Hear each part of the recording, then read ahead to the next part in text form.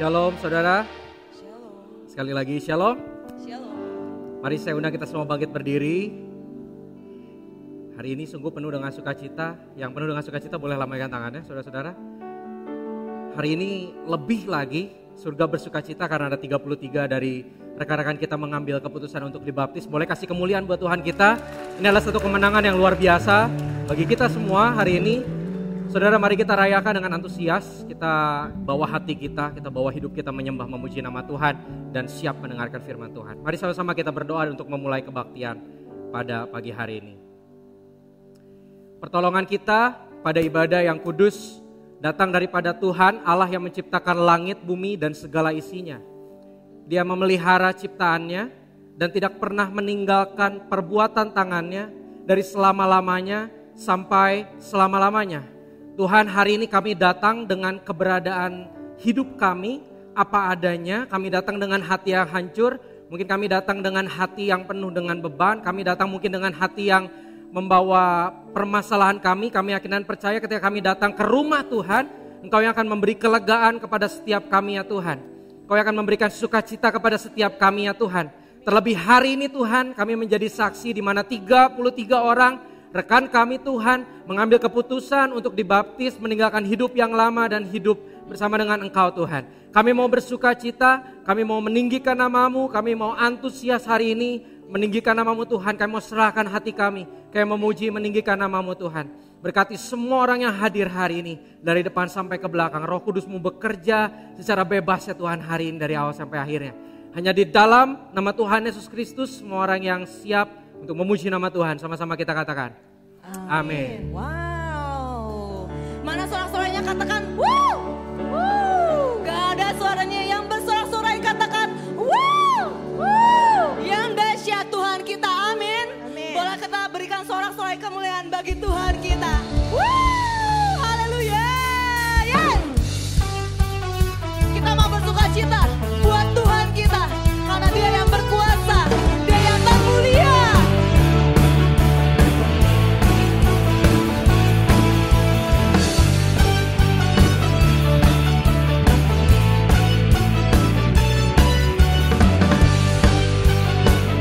Katakan dengan penuh semangat namanya Tuhan kita. Namanya Tuhan.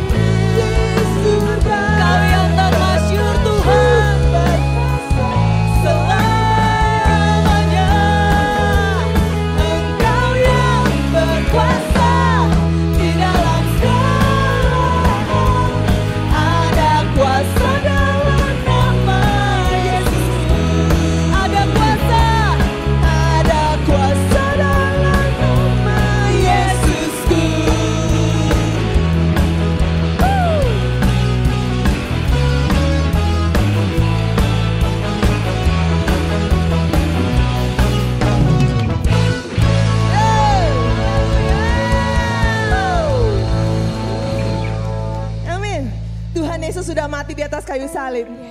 Dia sudah menanggung semua dosa kita. Dan gak sampai di situ aja ya. Dia bangkit dan dia menang atas maut. Amin saudara. Amin. Saudara percaya oleh kuasa darah anak domba, dia sudah memenangkan kita dan kita sekarang menjadi umat pemenang. Amin. Yes, amin. Saya mau lihat lambaian tangannya dong umat pemenang di tempat ini. Yeay. Asik, asik, asik, asik. Mari pagi hari ini kita mau bersuka cita. Mari kita mau rayakan kemenangan kita. Dan kita mau katakan, iblis dikalahkan ya. Kuasanya dihancurkan oleh darah anak domba. Sekali lagi yang keras ya, mon. Iblis dikalahkan, kuasanya dihancurkan oleh darah anak domba. Aman.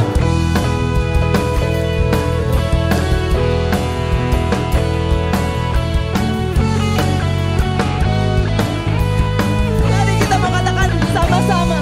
Sekarang, sekarang telah tiba keselamatan, dan kuasa.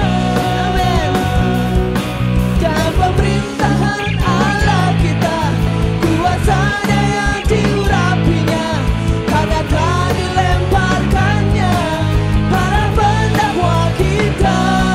Sekarang telah tiba.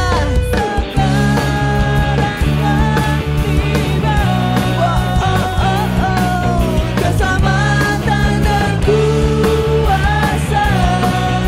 Amin. Dan pemerintahan Allah kita, kuasanya yang diurapinya, karena telah dilemparkannya para pendakwa kita. Katakan oleh darah anak domba,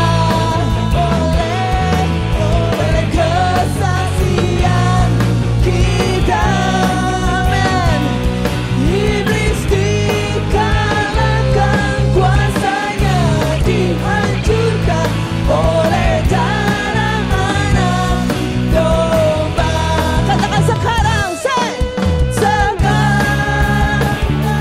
tiba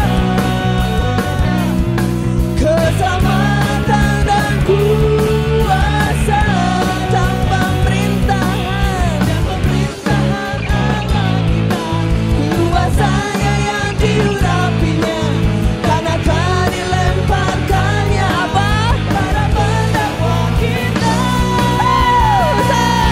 Oleh darah anak domba. Amin. Oleh kesaksian kita. Iblis dikalahkan, kuasanya dihancurkan oleh darah anak domba. Katakan dengan keras, oleh darah anak domba. Yuk lebih keras lagi ya. Oleh kesaksian kita. Iblis dikalahkan, kuasanya dihancurkan oleh darah anak domba. Yuk sekali lagi yang katakan, oleh darah anak domba, oleh kesaksian kita. Amin. Dan iblis dikalahkan, kuasanya dihancurkan oleh darah anak, oleh darah anak, oleh darah anak domba.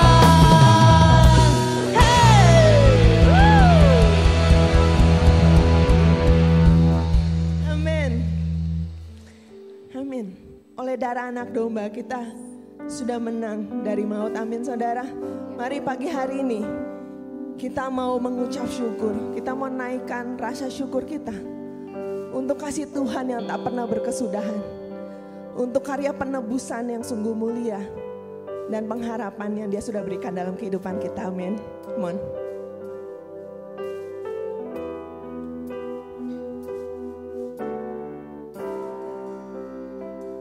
katakan mulia, mulia kasih-Mu, Kau korbankan hidupku, curahkan darah-Mu sebagai ganti dosaku. Kau berikan harapan di dalam kesesakan. Agunglah perbuatan-Mu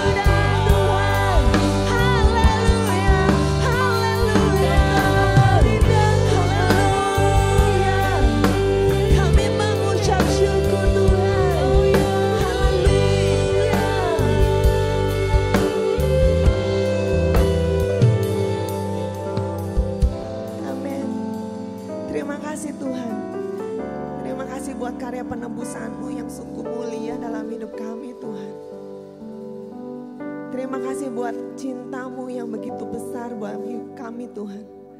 Terima kasih juga untuk pengharapan yang Engkau selalu berikan dalam kehidupan kami Tuhan.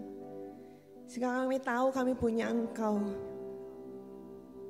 Kami tahu kami punya satu pribadi yang bisa kami pegang. Ketika kami menjalani kehidupan kami. Ketika kami menghadapi kesulitan dalam kehidupan kami tahu kami mesti lari sama siapa. Kami tahu kami bisa lari sama Engkau Tuhan. Karena Engkau yang akan selalu memberikan ketenangan, damai sejahtera, kekuatan, penghiburan, dan terutama pengharapan Tuhan. Terima kasih Tuhan, kami mau serahkan seluruh pujian penyembahan kami ke dalam tangan-Mu Tuhan. Dalam nama Tuhan Yesus kami sudah berdoa ucap syukur. Amin. Silakan duduk.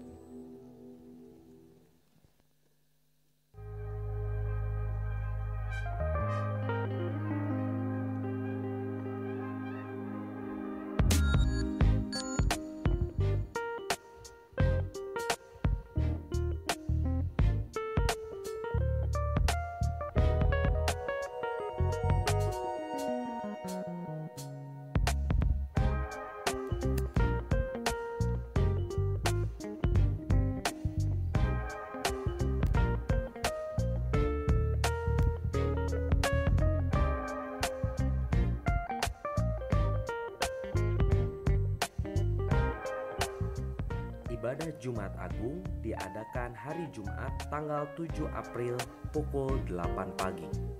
Ibadah ini akan disertai dengan perjamuan suci. Ibadah perayaan Paskah diadakan satu kali pada hari Minggu tanggal 9 April pukul 8 pagi.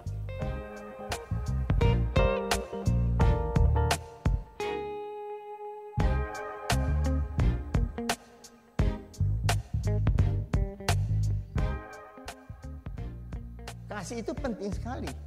Bukan cuma hanya sekali lagi diucapkan tapi dilakukan.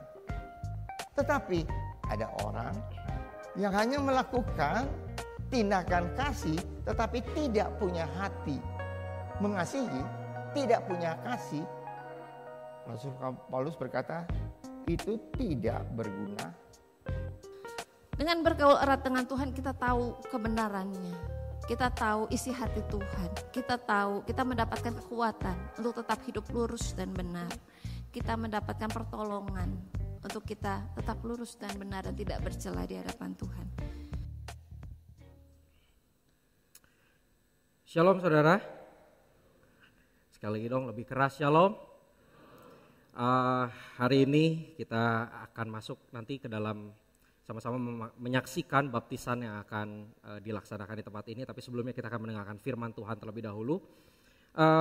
Sebelum kita berdoa, saudara-saudara, saya mau menanyakan hal yang mungkin belum pernah ditanyakan sama seseorang yang mulai untuk firman Tuhan. Biasanya sebelum firman Tuhan hanya ada sukacita. Hari ini saudara angkat tangan. Hari ini saudara siap untuk dihajar oleh firman Tuhan, saudara? Siap? Ketika saya menyiapkan firman Tuhan ini, udah terlebih dulu babak belur saudara. So hari ini mari sama-sama kita siapkan diri kita sepenuhnya, karena saya yakin dan percaya segala tulisan yang diilhamkan Allah berguna untuk mengajar, ya, untuk menyatakan kesalahan, untuk menasihati. Saudara siap? Kita perlu hati yang lembut hari ini untuk masuk ke dalam firman Tuhan, untuk diubahkan oleh firman Tuhan. Mari kita baca dulu satu buah ayat, sudah saya siapkan di slide yang pertama, yaitu Lukas 9 ayat 23a. Sama-sama kita semua bangkit berdiri sambil baca ayat ini bersama-sama. Kita baca pakai bahasa Inggrisnya, sudah ada tulisannya di depan. Kita mau baca bersama-sama dalam hitungan yang ketiga dan baca dengan suara yang keras, saudara-saudara. Lukas 9 ayat 23a, 1, 2, 3. Then he said to them all, if anyone wants to become my, siapa di sini yang mau jadi pengikutnya Tuhan? Boleh angkat tangannya? Boleh kasih kemuliaan buat Tuhan kita? Mari kita berdoa. Tuhan, kami bersyukur hari ini Tuhan, kami hadir di tempat ini dan kami siap untuk menjadi pengikut Tuhan. Hari ini kami datang dengan hati yang dilembutkan, hati yang siap untuk mendengarkan firman Tuhan. Kami siapkan hati kami, taburi firman Tuhan. Mungkin firman Tuhan hari ini menegur kami, firman Tuhan hari ini menegur hamba-Mu, menegur setiap orang di tempat ini. Tapi kami akan percaya setiap tulisan yang Kau ilhamkan Tuhan, semuanya untuk memperbaiki kehidupan kami, supaya kami hidup lebih baik lagi. Terima kasih ya Bapa, terima kasih ya Tuhan. Mari bergeraklah di tempat ini. Dari awal sampai akhirnya kami serahkan hanya di dalam nama Tuhan Yesus Kristus. Semuanya siap mendengar firman Tuhan. Sama-sama kita katakan amin. Silakan duduk saudara. Saya akan lama hari ini. Oke, saudara-saudara, kita udah lihat tadi siapa di antara kita, siapa yang mau menjadi pengikut Tuhan. Ayatnya ada lanjutannya, tapi nanti kita akan bahas. Tapi tadi saya udah tanya, siapa yang mau jadi followersnya Tuhan? Siapa yang mau jadi pengikutnya Tuhan? Siapa yang mau mengikut Tuhan? Karena ini adalah satu keputusan yang penting. 33 rekan kita hari ini mengambil keputusan untuk meninggalkan hidup yang lama dan hidup bersama Kristus, hidup di dalam Tuhan, mengambil keputusan untuk mengikut Tuhan. To become my follower. Siapa di sini, Bapak Ibu semua, saudara-saudara yang punya Facebook? Boleh angkat tangan? Ayo jangan malu-malu dong, yang punya Facebook angkat tangan, boleh? Oke, hampir semuanya punya Facebook. Rasanya sekarang semua punya Facebook ya, karena Facebook itu zaman saya SMA, pertama kali ada yang namanya Facebook, artinya itu tahun 2007, 2006, pertama kali, 2010 mungkin, 2010, 2008, itu pertama kali ada Facebook. Saya mau tanya lagi yang lebih milenial lagi, siapa di sini yang punya Instagram? Wah, hampir semuanya punya Instagram. Hampir semuanya punya Instagram. Dan di dalam fitur Instagram berbeda sedikit dengan Facebook. Ya, saudara mungkin pernah main Facebook. Gimana caranya kita bisa lihat seseorang? Kita add friend, ya. Kita request friend. Ini ada Daniel Gatot nih di Facebook. Add friend. Kita tambahkan dia sebagai teman. Beda dengan Instagram. Instagram tulisannya bukan menambahkan teman, tapi apa? Follow. Kita mulai kenal yang namanya follow. Maka dari itu sekarang udah lumrah halnya ketika kita nanya followers lu berapa? Bahkan di Instagram sekarang ada profesi yang karena seseorang akun Instagramnya followersnya banyak banget, dia bisa dibilang sebagai selebgram, selebritis Instagram. Karena followersnya banyak sekali, pengikutnya banyak saudara-saudara. Dan saat ini laki-laki dengan followers terbanyak di Instagram jatuh kepada Cristiano Ronaldo. Cristiano Ronaldo memiliki 500 juta followers saudara-saudara. 500 juta followers di Instagramnya Cristiano Ronaldo. Dan kalau akun wanita dipegang oleh Selena Gomez dengan followers 390 juta. Gak ada apa-apanya sama akun Instagram saya yang receh. Followersnya cuma 1000, itu juga Instagramnya udah gak pernah dipakai. Mereka berdua memegang status sebagai orang dengan followers terbanyak. Emangnya kenapa sih kalau jadi followers? Emang apa yang terjadi? Kalau kita mau tahu hidup seseorang, kalau kita mau tahu Ronaldo tuh ngapain aja sih sehari-harinya di Instagram, kita follow. Setiap hari akan keluar, oh Ronaldo lagi latihan. Oh di story-nya Ronaldo hari ini lagi nge-gym misalnya. Oh Selena Gomez hari ini dia lagi latihan vokal. Kalau misalnya lihat Instagramnya siapa salah seseorang di tempat ini, misalnya Pak Stephen misalnya, kita follow Pak Stephen, kita lihat Pak Stephen hari ini Pak Stephen makan apa, kita bisa tahu saudara-saudara. Itulah yang namanya followers. Kita bisa tahu orang ini ngapain aja, sangat mudah, one click away. Cuma cukup klik tombol follow, saudara-saudara bisa tahu kehidupan seseorang itu ngapain aja hari itu. Ya, saudara bisa tahu hanya dengan satu kali klik. Sebuah fun fact bahwa sebelum Instagram, sebelum kata follow terkenal, ada satu sosial media yang mungkin Bapak Ibu, saudara-saudara semua sekarang jarang pakai sosial medianya, namanya Twitter. Disitulah pertama kali kata follow muncul, mengikuti. Saudara yang pernah main Twitter, aturannya seperti ini, kita cuma cukup ngetik aja, kayak ngejelasin saya lagi di A nih, atau saudara bikin status tapi bisa dilihat oleh banyak orang. Berbeda dengan Instagram yang isinya pasti foto dan video, tapi kalau Twitter isinya kebanyakan kata-kata. Nah, yang menarik ketika saya nyiapin firman Tuhan hari ini, saya ketemu satu buah video yang mengandaikan apabila zaman Kristus dulu, 2000 tahun yang lalu, ada yang namanya Twitter. So kita bakal nonton sebuah video.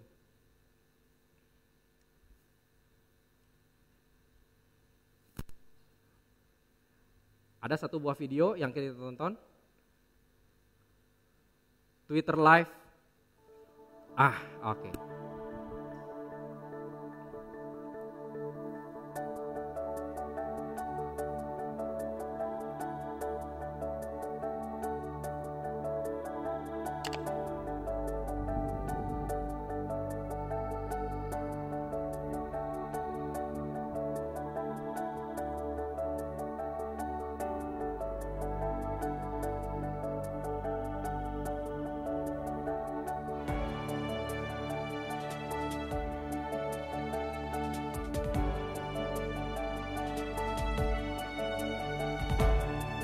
Di sini follower Yesus naik 5.000 followers. Nikodemus di sana follow Yesus juga. Followersnya semakin naik. Yesus datang ke Yerusalem dan orang-orang menyukai dia, kata Markus. Lalu Petrus bilang, sangat banyak orang-orang yang menyanyikan Hosana sambil menangis. Matius bilang Yesus mengusir para merchant atau para pedagang di bait suci. Nah ini ahli-ahli Taurat dan orang Farisi.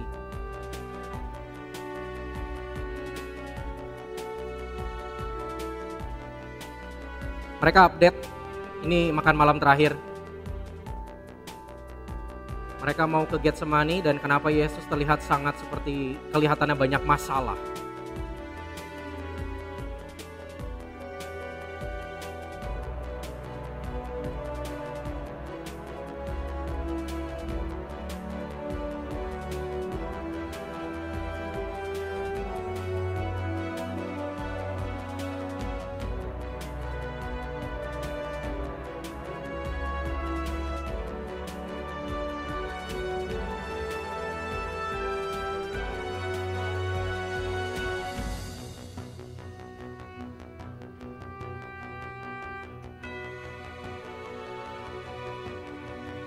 Para prajurit update juga di Twitter.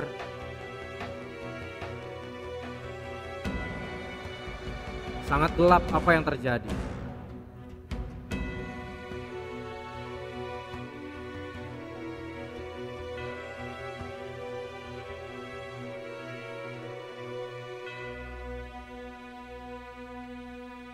Yang mereka panggil Raja Yahudi telah mati.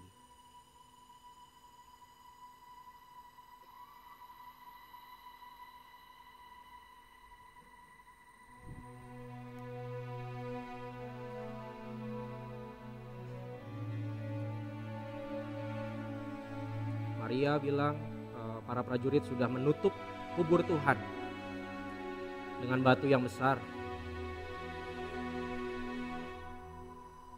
Semakin lama semakin habis.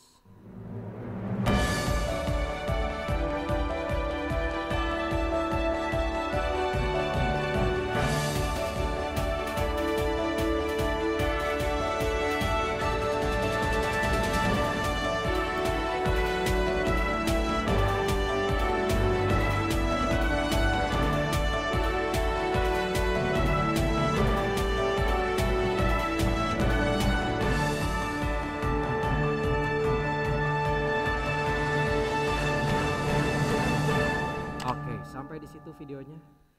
Saudara bisa lihat bahwa tadi hanya berandai-andai saja. Kalau 2000 tahun yang lalu ada Twitter, ya, semua orang tinggal klik akunnya Yesus, maka semua orang bisa lihat apa yang Yesus lakukan, apa yang sedang terjadi. Ya, saudara, ketika kita dengar kata followers tadi sejak awal, kita udah dalam bayangan kita, itu sosial media banget. Followers itu tinggal klik, kita bisa lihat kehidupan kita.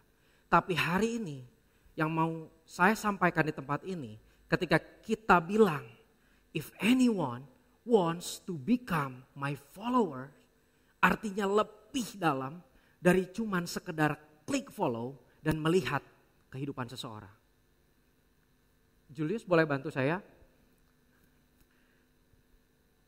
Saudara, yang namanya follow bukan bicara soal kita hanya melihat kehidupan seseorang dan kita tahu, oh dia tuh seperti ini, oh dia tuh seperti itu.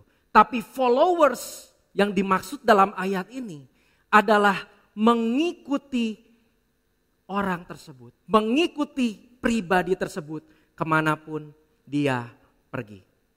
Julius akan jadi follower saya. Contoh ini juga, kita belum kenal sebelumnya, ini kosong. Dalam hitungan ketiga kamu akan tertidur. Dia akan mengikuti saya. Mulai dari sekarang, kamu follow saya, oke? Salam dulu, oke. Orang yang mengikuti saya, dia akan melakukan, harus ngikutin. Kalau saya angkat tangan gini, Julius juga harus. Kalau saya garuk-garuk kepala, dia harus garuk-garuk kepala. Kalau saya lari ke sini, dia harus ngikutin saya. Kalau saya loncat ke tempat baptisan hari ini, yuk, jangan. Nanti ada sejarah yang terjadi di tempat ini. Dia harus mengikuti saya kemanapun saya pergi, bahkan setiap gerakan, langkah demi langkah, ketika saya berhenti mendadak, harus berhenti mendadak. Ketika saya lari ke sini, Julius harus lari ke sini. Seperti kameramen hari ini juga mengikuti saya dengan sulit, saudara, karena lari-lari kanan kiri. Itulah yang namanya followers. So hari ini jangan sampai kita dikerdilkan dengan sebuah kata followers itu cuma ngeklik dan kita lihat kehidupan seseorang seperti apa. Thank you Julius. Kasih tepuk tangan buat Julius. So jangan sampai kata followers dikerdilkan hanya dengan melihat sesuatu. Jangan sampai kita dikerdilkan, oh tenang kak, saya followers Jesus, saya datang setiap minggu, gak absen. 9:30, bahkan jam 9 kurang 15 saya udah di sini kak berdoa ikut pre-service. Tenang, saya ikut core, membership sampai mission, beres. Saya ikut spiritual life setiap pagi, saya gak pernah absen. Bahkan persembahan perpuluhan rajin, saya gak pernah satu kali pun saya kelewat persembahan perpuluhan. Come on, apakah kita sudah benar-benar follow Jesus in our daily life? Atau kita hanya baru klik tombol follow dan melihat kehidupan Yesus? Kita hanya lihat, oh Yesus itu seperti itu. Tanpa kita mengikuti jejak langkah dia setiap hari dalam kehidupan kita. Sudah saya bilang hari ini kita sama-sama dikoreksi dan ditegur dan babak belur oleh firman Tuhan. Come on, tapi ini buat kebaikan kita semua saudara-saudara.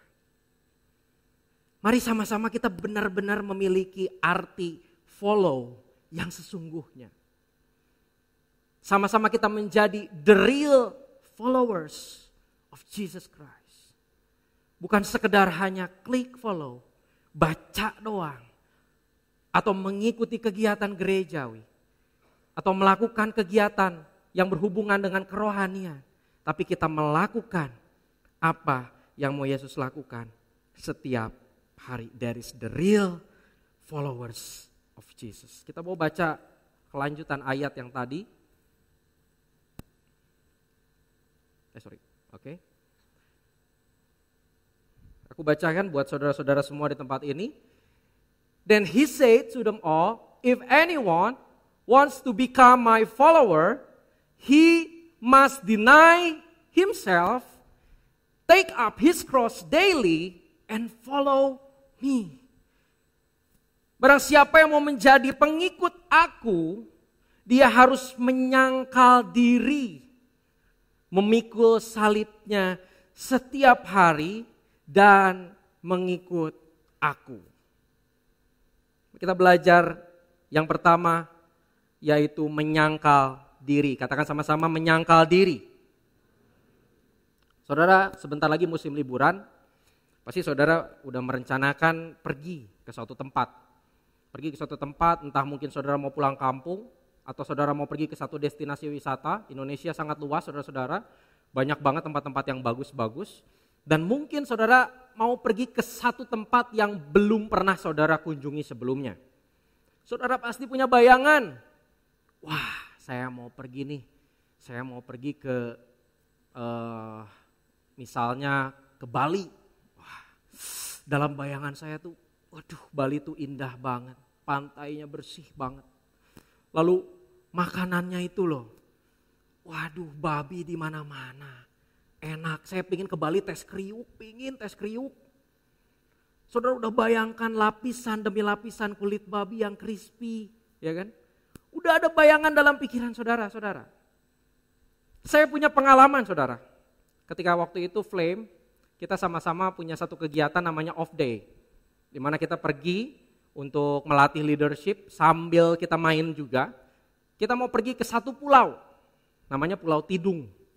Pulau Tidung mungkin saudara nanti bisa Google di rumah, jangan di sini. Tapi saya ada beberapa fotonya, boleh ditampilin di slide. Nah, wah, kalau lihat di Google tuh kan, wah indah sekali ya. Coba bayangkan berjalan di jembatan sunset bersama teman-teman, berpegangan tangan. Wah, seperti di film-film. Menyenangkan sekali, indah sekali ya saudara.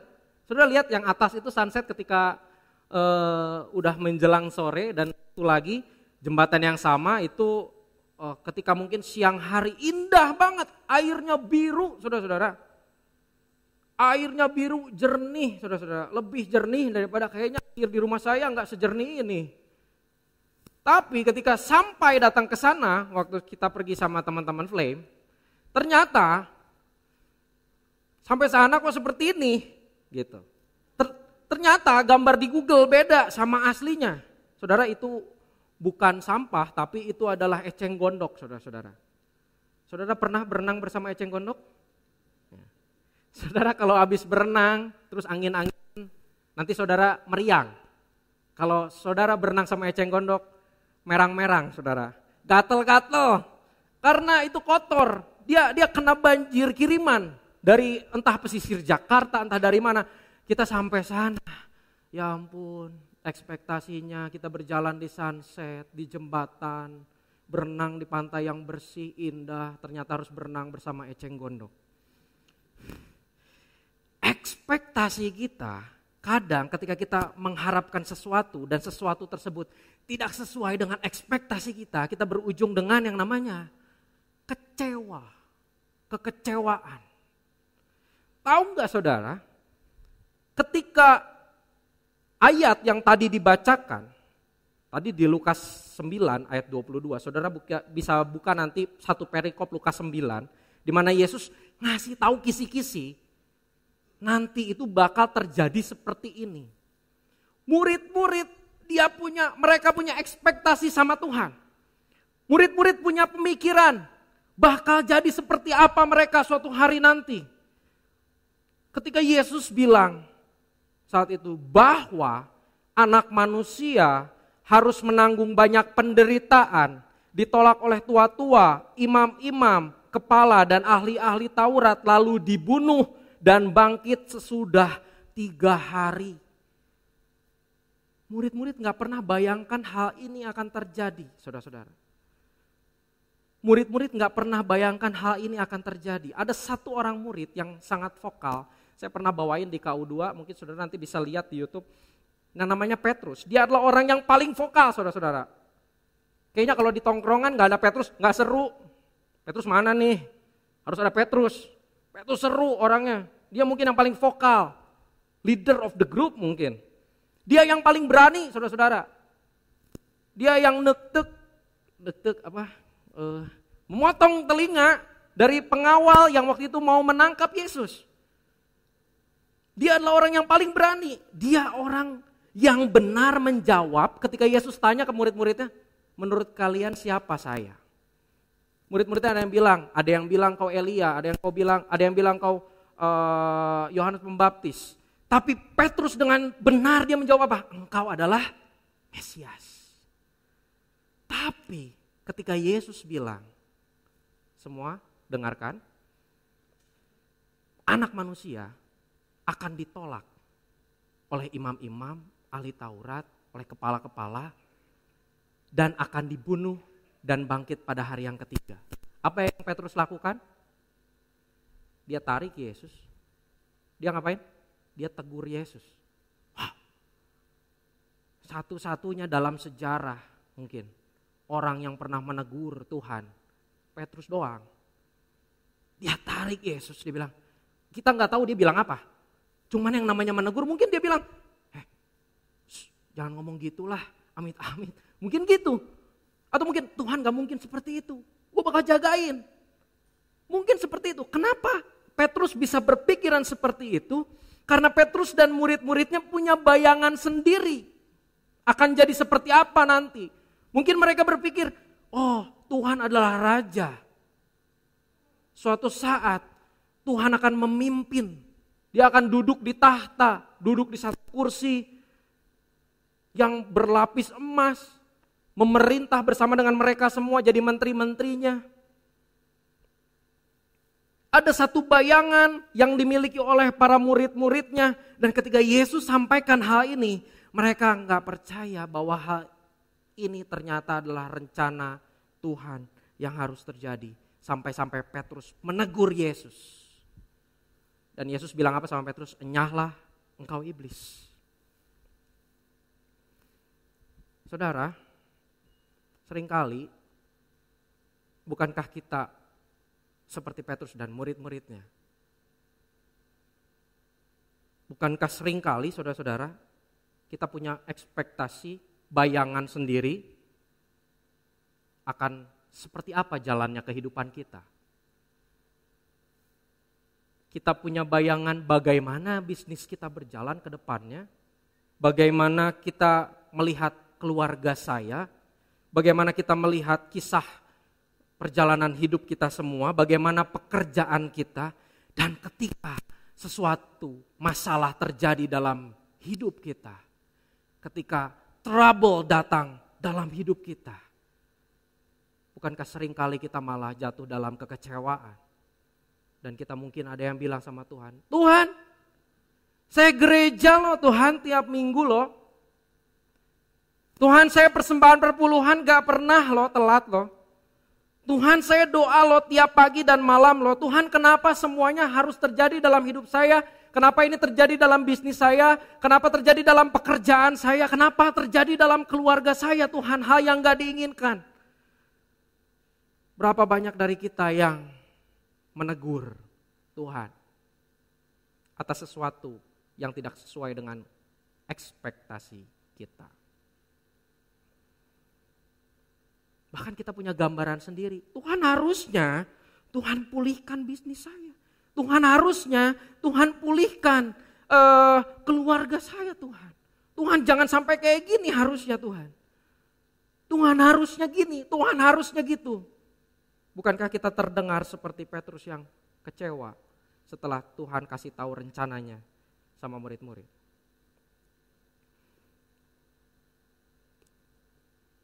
Berbeda, saudara, dengan apa yang Yesus lakukan.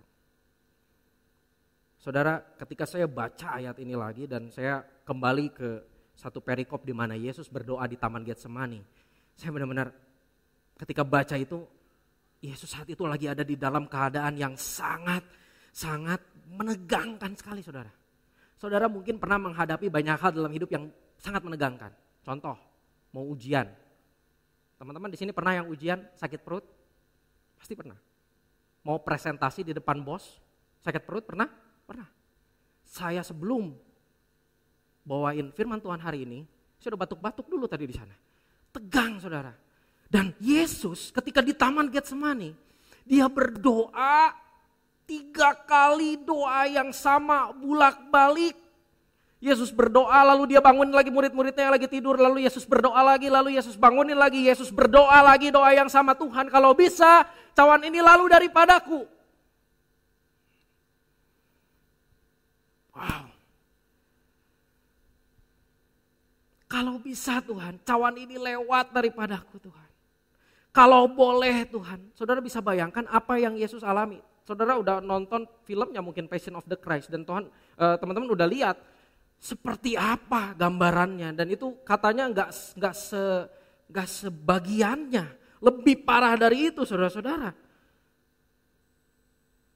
Tapi apa yang Yesus katakan?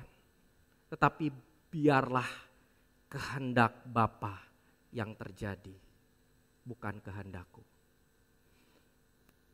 Seberapa sering dalam hidup kita ketika kita menyerahkan keinginan kita, menyerahkan harapan kita, menyerahkan bisnis kita, pekerjaan kita, keluarga kita, semua rencana-rencana dalam hidup kita dan kita bilang Tuhan, tapi biar rencana Engkau yang terjadi dalam hidup kita, bukan rencana saya.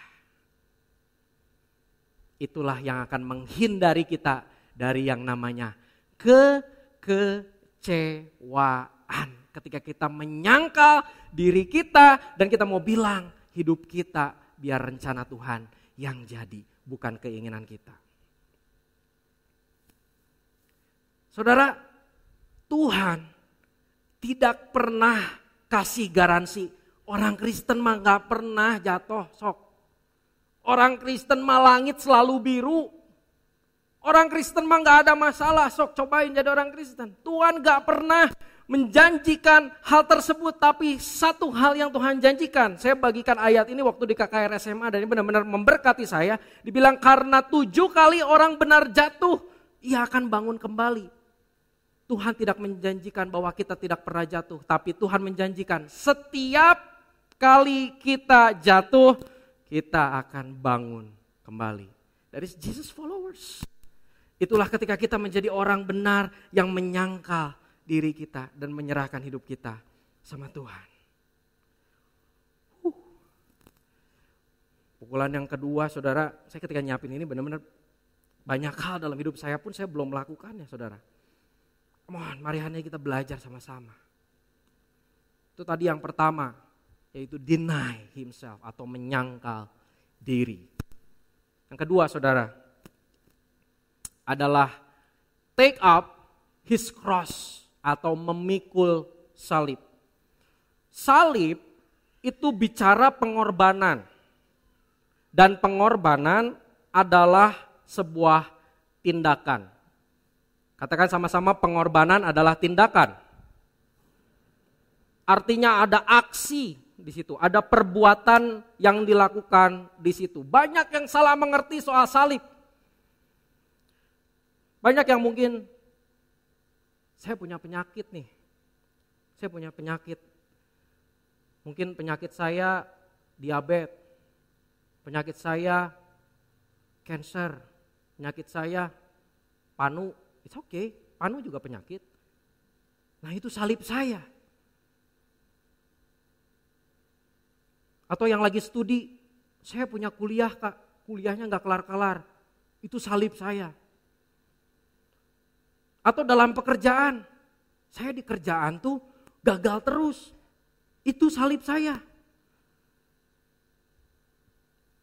Atau mungkin di rumah, rumah tangga saya tuh gak harmonis. Itulah salib saya.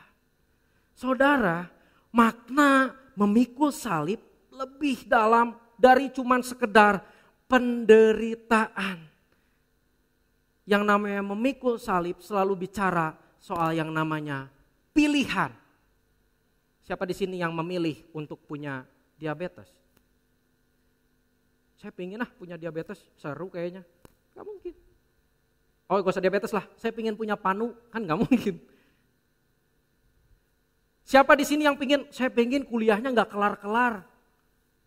Saya pingin kerjaan saya gagal terus dah, bisnis saya juga. Saya pingin rumah tangga yang retak, rumah tangga yang hancur. Saudara, itu semua bukan pilihan. Tetapi memikul salib berbicara pilihan. Pilihan apa? Memilih mengambil tindakan yang berupa pengorbanan untuk kemuliaan Tuhan. Itulah memikul salib. Di gereja Rehoboth banyak orang-orang yang luar biasa, yang memikul salib luar biasa, saudara-saudara.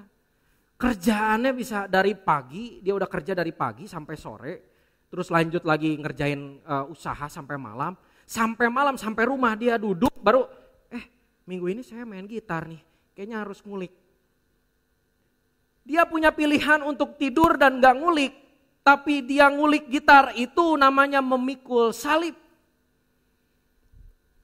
Ketika udah capek bekerja dari pagi sampai sore, baru rebahan setitik, baru nyalain TV, cet, tiba-tiba ada telepon.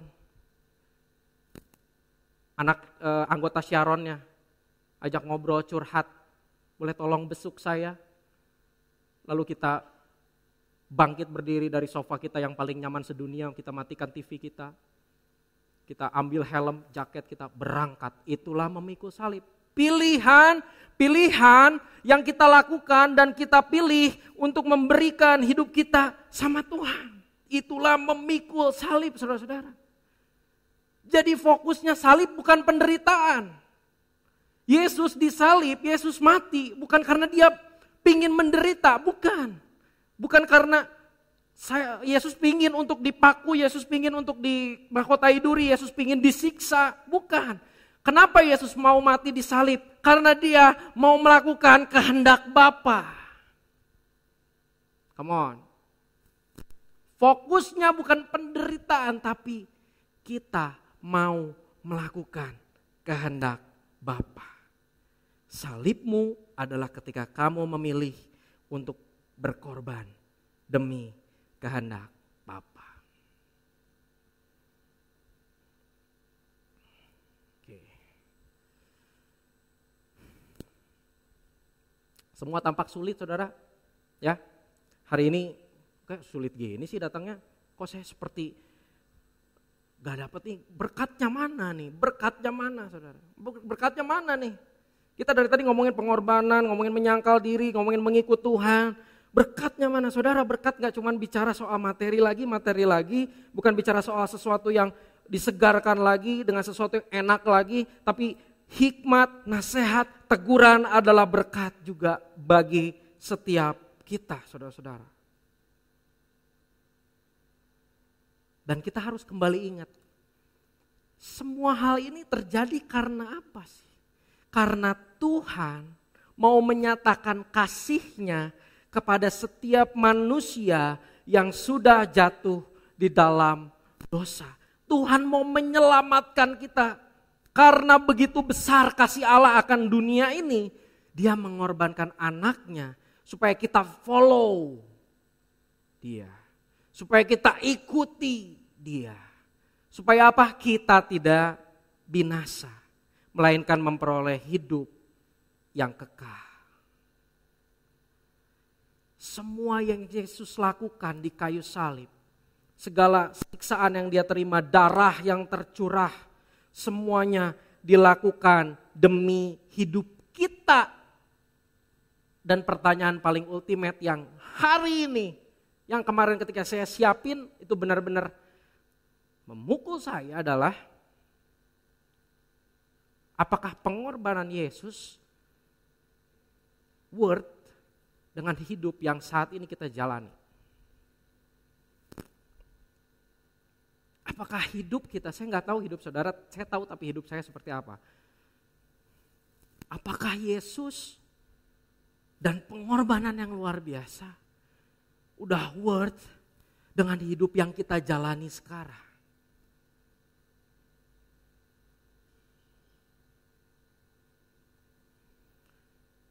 Dan gak pernah ada waktu terlambat untuk kembali kepada kasih-Nya Tuhan, saudara-saudara.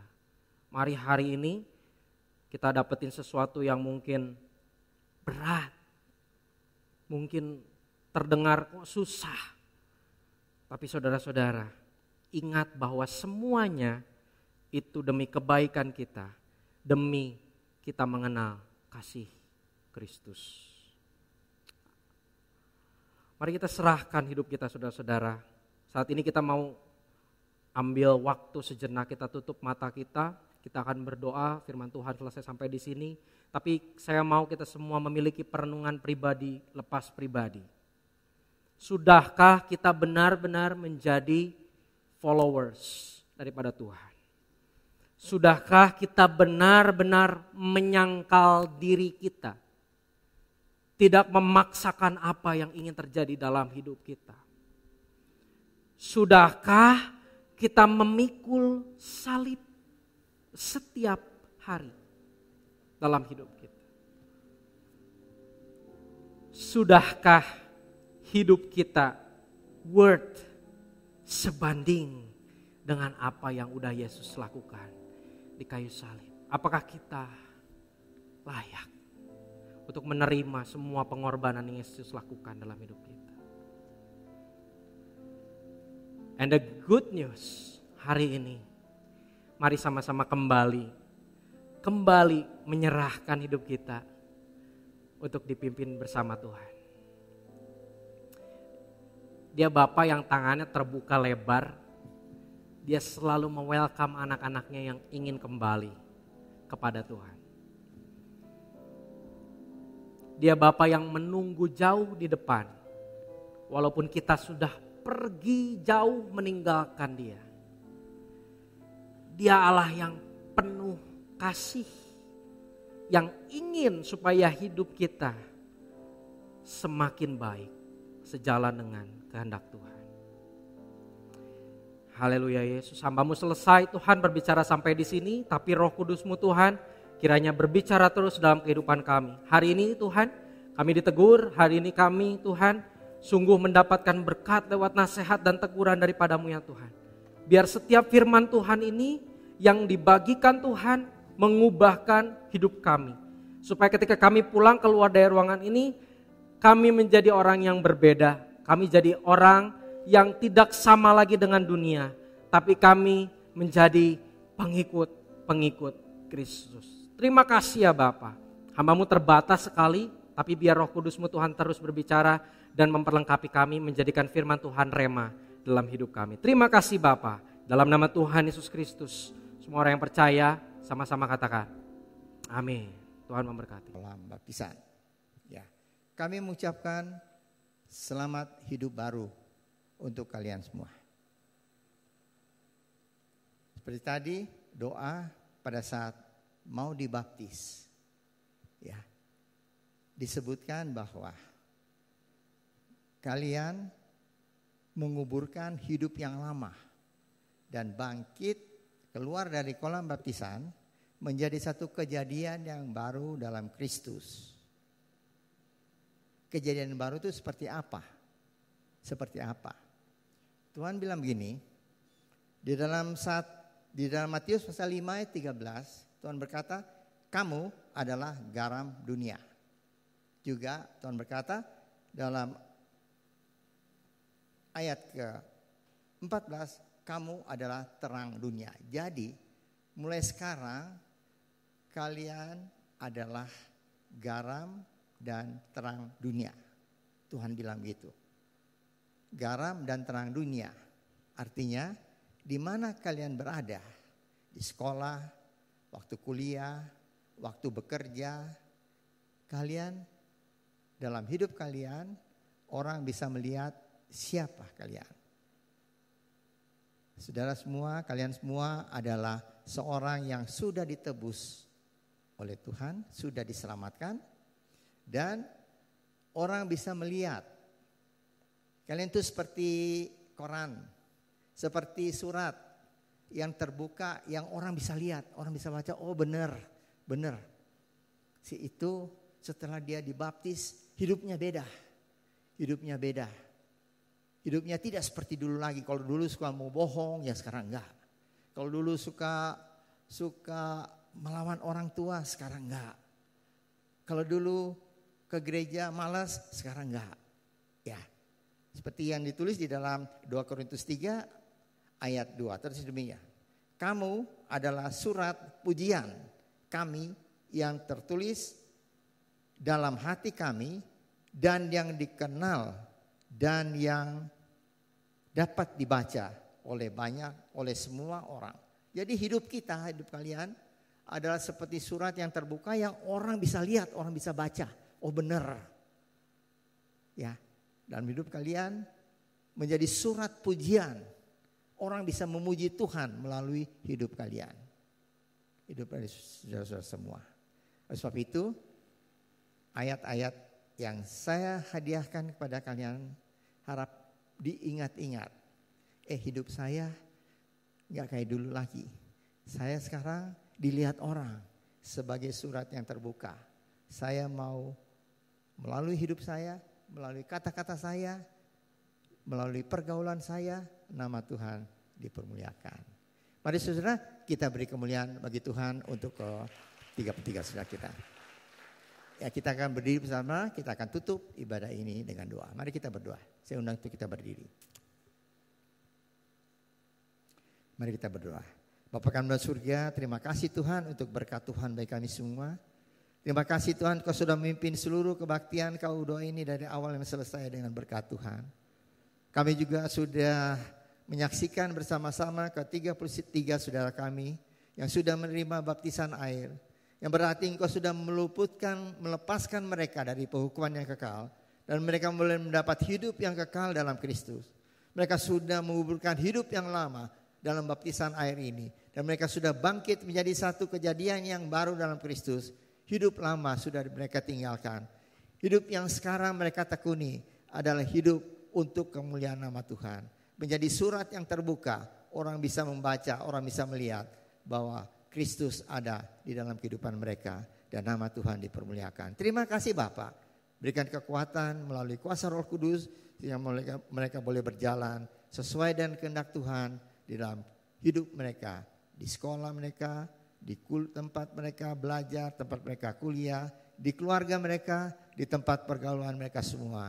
Nama Tuhan dipermuliakan. Kalau sebentar kami akan berpisah satu yang lain. Tuhan antar kami semua sampai ke rumah kami masing-masing. Dan kami boleh berkumpul lagi kembali bersama-sama pada hari Jumat untuk bersuka cita bersama-sama. Karena Tuhan sudah mati di atas kayu salib untuk kami semua dan juga sudah bangkit melalui satu kemenangan yaitu mengalahkan maut pada hari Paskah yang akan datang. Terima kasih Bapa. Percaya Tuhan Kau sudah mendengar doa kami dan ucapan syukur kami ini dalam nama Tuhan Yesus Kristus. Kami sudah berdoa dan mengucap syukur. Saudara-saudara yang dikasihi oleh Tuhan, angkatlah tangan saudara untuk menerima berkat Allah. Arahkan hati saudara kepada Tuhan dan hadirat-Nya.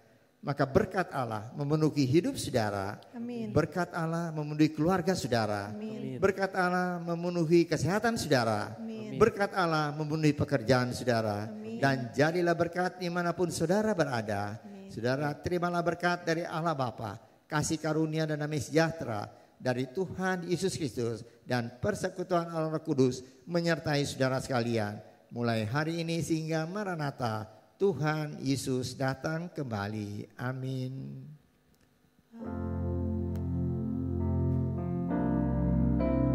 Bapa terima kasih.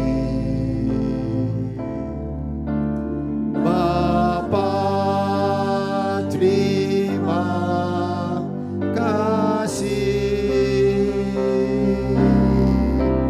Bapa di dalam surga, ku berterima kasih. Amin. Amin. Silakan duduk.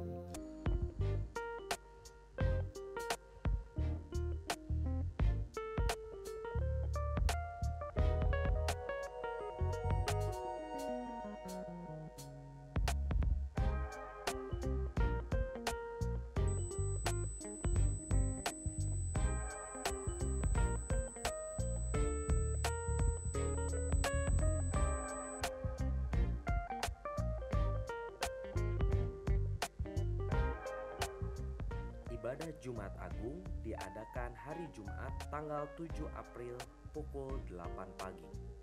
Ibadah ini akan disertai dengan perjamuan suci. Ibadah perayaan Paskah diadakan satu kali pada hari Minggu tanggal 9 April pukul 8 pagi.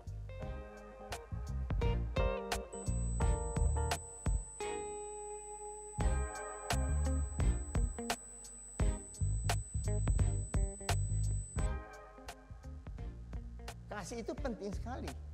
Bukan cuma hanya sekali lagi diucapkan tapi dilakukan. Tetapi ada orang yang hanya melakukan tindakan kasih tetapi tidak punya hati mengasihi, tidak punya kasih.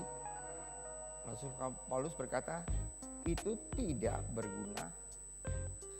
Dengan bergaul erat dengan Tuhan kita tahu kebenarannya. Kita tahu isi hati Tuhan. Kita tahu kita mendapatkan kekuatan untuk tetap hidup lurus dan benar. Kita mendapatkan pertolongan untuk kita tetap lurus dan benar dan tidak bercela di hadapan Tuhan. Anda telah selesai mengikuti ibadah online Gereja Rehoboth. Jangan lupa untuk like dan subscribe dan ketuk lonceng untuk notifikasi pemberitahuan info-info berikutnya. Selamat hari Minggu, Tuhan Yesus memberkati.